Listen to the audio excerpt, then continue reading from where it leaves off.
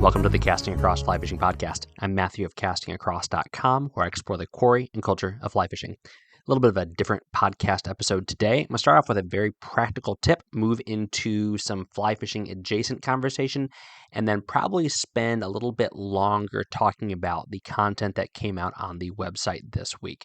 But like I said, the first thing I want to do, the first thing that I want to share today is a relatively simple thing, something that many of you probably do already, but is a good and really free thing to improve your fly selection and your ability to be adaptable when you're on the water. So I certainly have some content somewhere, whether it be in a podcast or on the website, about altering your flies.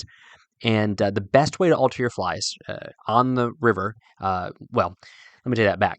The best way to alter your flies is be able to manipulate them using weight and water and floatant to get them to do different things. But short of that, if that can't do it, then you're able to trim up your flies. You're able to remove feathers or fur and manipulate them such that they ride where you want them to ride and do what you want them to do, have a profile like you want them to have. The best example I'm thinking of is like a normal catskill style dry fly. Well, if you are able to cut off those hackles so they are flush with the body of that fly, now you have a fly that's going to ride much lower in the water column and kind of imitate the cripple or even maybe an emerger at that point, but you still have that same profile from your vision, although it's riding lower in the water, so you still have a great point to key in on. And there's plenty of times where a fish isn't going to go for that spinner or that dun, but it's also not going to go for like a subsurface emerger, so something in between. Although you can buy those, it's nice to be able to just go in and fix it. But how do you fix it? 2 minutes in, how do you fix it? Your nippers aren't going to do it. Your forceps aren't going to do it. Having a good pair of scissors on you is a great way to do it. And here's what I suggest. One, you could go and get a new pair of fly tying scissors because they're going to have that nice small profile. They're also going to fit in your vest easily, and they're going to have those sharp and compact blades. But my suggestion would be if you have a pair of fly tying scissors at your bench that maybe you've used for a while and you want an excuse to buy a new pair of fly tying scissors that may be sharper or maybe have better ergonomics, or even if you've just used them for a while and instead of sharpening them, you're going to just relegate them to this occasional use. Throw those in your vest, in your sling pack, in your backpack, whatever. You're able to get little plastic tubing to go over the tip so you don't have really, really sharp point or they open up and now you have two sharp blades in your pack, or even like a little sheath, and you can make that out of anything. I'm thinking of like my favorite cigar cutter has a nice little leather sheath that I can slide stuff into. And so, I mean, stuff like that's available if you just keep your eyes open. But kind of a practical tip to start off our podcast today, just thinking about that, because I know a lot of times on the podcast, I recommend getting new gear, and there's a lot of reasons that's totally fine. But I figured I would say, hey, you might have this already, and it can really do a lot for you. And again, if you're kind of stumped or just a little bit confused and want more clarification on this issue about modifying your flies by trimming them up, particularly if you're not a tyer and you kind of aren't super familiar with why the different parts of your fly do different things, then there should be content on Casting Across, and there's certainly content all over the web about how to do that. But if that's something I hear from you about, then I will certainly add some content in the near future. The main content of this week's podcast that I wanted to share with you is very pertinent and timely for those of you who are listening to this podcast in the United States, which, if my metrics are any indication of reality, that's about 90% of you. The other 10%, thanks for listening, wherever you are in this wide world of ours. And this actually has some application to you as well. But this is being recorded less than 2 weeks from our election. Now, I might be saying those words and you may be having a visceral reaction to someone talking about politics. But I've made it very plain that I think that those rules about not talking about money or religion or politics are stupid. Because, otherwise, what do? You talk about superficial things. If those are legitimate, real things, and I think for all of us they are.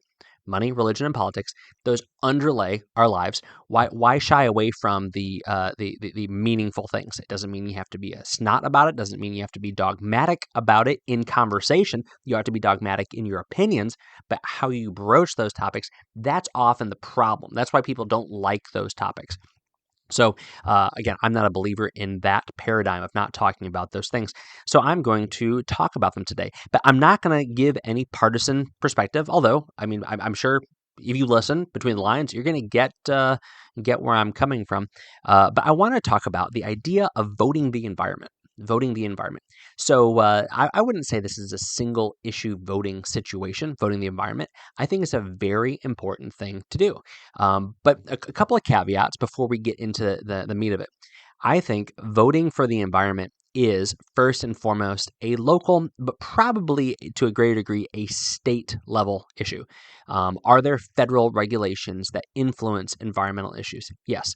But by and large, for my time in Pennsylvania, my time in Virginia, my time in Massachusetts, and now in New Hampshire, and even other states that I've lived in, most of the grassroots work for like direct line to fishing, so what you can fish for, when you can fish for it, how you can fish for it, happens interfacing with state agencies that are under the immediate umbrella of state governments.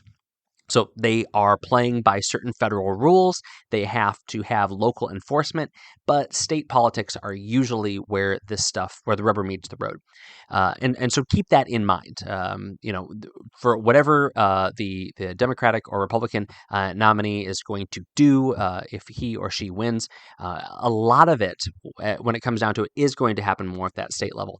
And I'm also a firm believer that if you are going to be incredibly vocal online or in person about federal politics, about the presidential election, but you don't know who your local politicians are, then that's kind of hypocritical, because that's where most of what impacts you and those around you actually transpires, is the local and the state level. So there's a few caveats before I get into more of what I want to say.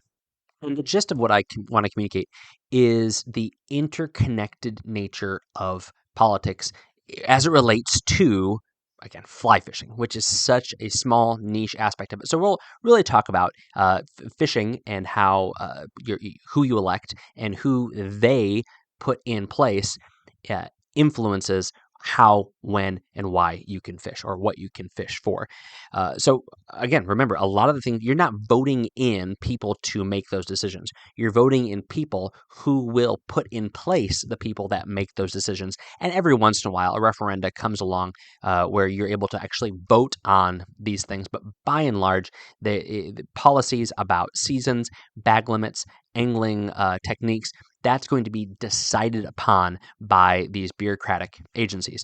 And so, it's not so much what a politician says they will do or won't do. It's the kind of people that they choose to appoint to these positions, or that those people choose to hire into these positions.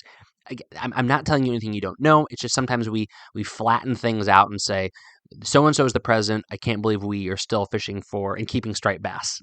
There's not really a one-to-one correlation on issues like that, and we can't delude ourselves in thinking that way. But again, everything is connected. Everything is connected. So when you think about voting, here's a great example. If you want more access to public lands, then you have to remember that one of your greatest allies, one of the groups that has the greatest allies, is other public land users. The fly fishing voting block is not that significant of a group of folks. You don't see a fly fishing caucus out there, and if you did, it would be quite a motley crew indeed. That would have quite a bit of infighting. I mean, we can't even agree on nymphing versus dry flies, let alone on bigger political issues. But your biggest allies, if you want better public land access and management practices, is not going to be within the circle of fly fishers or even anglers. Most folks that are outspoken advocates for public land access are hunters. So now you actually have an interesting dynamic in tension. And I know for a lot of you that this isn't a tension, but for some it is, because the idea of liberal access, and by that I don't mean liberal politically, liberal classically, of being able to use public lands, generally the this land is my land, this land is your land kind of mentality runs up against the idea of a lot of Second Amendment freedoms, at least articulated again classically. So let me rephrase that. The idea to be able to go anywhere and everywhere that you want unimpeded, if it is public land, is often a sentiment that is shared by those who would be against more liberal gun laws, that is to say, more access to guns. So here you have competing ideologies, not always, but often, and they need to be in line with one another if we want to accomplish, again, getting access to public land and having more opportunities there. So this is where I said that everything is connected. It might not be a perfect connection like that, but as we vote, if you may put in super conservative. And again, I'm using conservative and liberal, and I probably shouldn't because those have so many connotations. If you put in very protective environmental laws for fish, for brook trout spawning, for maintaining cutthroat habitat up in the Rocky Mountains or something like that, but you were able to accomplish that through the means of, again, now here I'm using it in very left-leaning politicians because of environmental activism. There's a very good chance that that will alienate that group that is also using those lands at a greater level than you, which is the hunters who want access to firearms. Now, again, we could say, well, they don't need this kind of gun and that kind of gun and these kind of magazines and that kind of, that's kind of aside from the point and not part of the hypothetical. But we need to be aware that cutting out that voting block is cutting out one of the greatest allies that we have to accessing the land. Now, something else to keep in mind is that there's not going to be a utopia as long as we have a diversity of people. There's going to be people that have slightly different perspectives on things, and I think we lose sight of that with how polarized political issues have become. Certainly, when it comes to a presidential election cycle. But if you go into a fly shop, or if you pull up to a parking lot at either at a fly shop or at a boat ramp, there's a very good chance you're going to see as many Republican stickers as you are going to see Democratic stickers. And is it that all of the Republicans are wanting to keep and kill as many fish as possible, and all the Democrats want you to only use flies that have been selected from a state-appointed catalog that have been empirically determined to not stress the fish out and give them trauma? No. I mean, that's a silly thing to say, and I think we all know that's not the case. And I would say that our community, the fly fishing community, is one of the best working across the aisle groups that I can think of, at least that I have been a part of in all the different aspects of life that I undertake. But going back to my example of what is truly a contradiction or a little bit of a oxymoron to think about having free access to public lands, but then also alienating those who are the biggest advocates for access to public lands.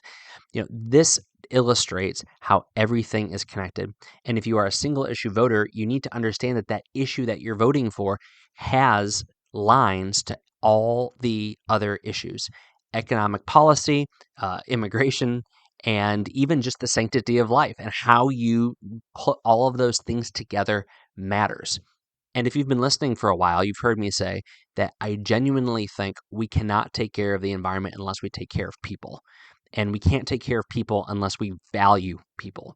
That's truly my conviction. And again, as you've heard me say before, that conviction doesn't come from a political ideology, that comes from a worldview. And for me, it's a worldview that's informed by an orthodox, historical, biblical understanding of who we are and who our creator is. But I think that is, for me, my starting point. My starting point is not a Republican talking point. It is not a Democrat platform position. My starting point for understanding voting and doing anything else for protecting the environment starts at that deep paradigm. I'm not starting where the ocean meets the river mouth. I'm starting, at least I'm doing my best to, and again, I'm sure I have my inconsistencies. We all do. I'm starting all the way up in the headwaters, far, far, far up on the mountainside, because that is what will ultimately influence it, everything else that comes downstream, everything else that comes after it. And so that's my challenge to you. I gave one hypothetical example of how, you might be all about one policy position or all about another policy position. But those things kind of run contradictory to each other, or maybe they should be more hand in hand than they appear to be. There's lots of other examples like that. But I would say at the most basic foundational level, we can't take care of the environment unless we take care of each other, and we do that in a right good way. We do that in objective, empirically proven ways, not simply by following our hearts, not simply by wishes and good thoughts and fuzzies and things like that. Again, you're probably seeing right through my veiled attempt to sound nonpartisan, but I think that is when we're going to succeed the best. And I think that also fosters an environment in which we can have conversations about how we better solve the problems of depleted fish populations, polluted waters, and even getting more people involved in the grassroots efforts to fix those things, as opposed to waiting for somebody in Washington, D.C. or in a state capital to fix things. I think that valuing human life and treating each other well is the ultimate beginning point for having those conversations. So hopefully that was helpful. And again, my desire in pretty much everything I do, whether it be parenting or in ministry or in this, is to get people thinking about the issues that exist upstream from the decisions that they're making. The idea that policy positions for a presidential candidate, for a state candidate, or for a local candidate exist divorced from one another and from a base ideology is bad, and it's not helpful, and it's inconsistent and illogical. And so that ought to be one of the ways in which we judge the merit and the feasibility of what anybody has to say about anything. And so I would challenge you to do that. I'm certainly not going to be swaying anybody to vote one way or another, but hopefully helping you think through things like this as you may be voting the environment or voting whatever in these coming elections will be helpful. This week on castingacross.com, two good articles, I think. One is called 4 Ways to Think About Scouting. So this is a fun story. So my oldest son and I went out on Sunday looking for some new spots to hunt. And I figured, well, I can hunt on Sundays here. Might as well bring a gun along. And we had a very bad experience in trying to get upstream and downstream on the river in the backyard. Trees were down, water's low. We were just basically covered, and it was like 75 degrees.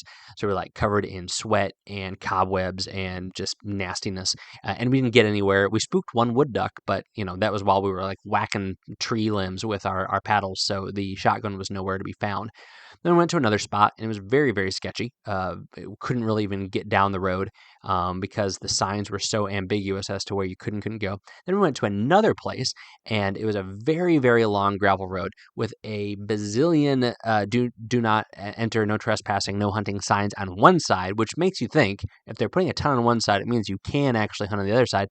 But even that, it just got smaller and more narrow, and the houses began to look a little bit unnerving, we'll put it that way, as we got deeper and deeper into the woods. And then the fourth spot that we ended up at, it was kind of out of nowhere, very random, just turned off, and when we saw water on the map, and perfect place to pull up and park, and got on the canoe and saw some birds and went and shot them. It was fantastic.